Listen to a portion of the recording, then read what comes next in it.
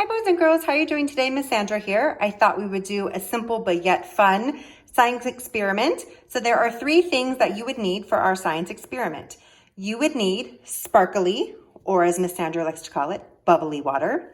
You would need some raisins, and you would need a tall, clear glass. And what we're going to do, boys and girls, is we are going to make our raisins dance up and down.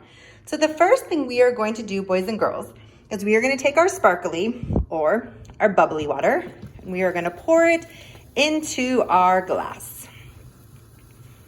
There we go.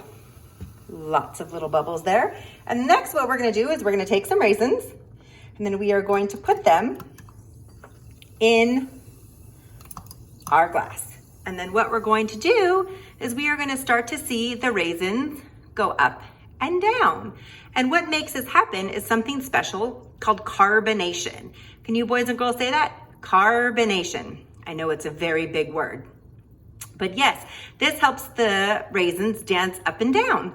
And unfortunately, boys and girls, we cannot use regular water because our regular water does not have that big word called carbonation. So we have to use sparkly or bubbly water. And the more raisins you add, the more your raisins will dance. And there they go, up and down. There they go, up and down.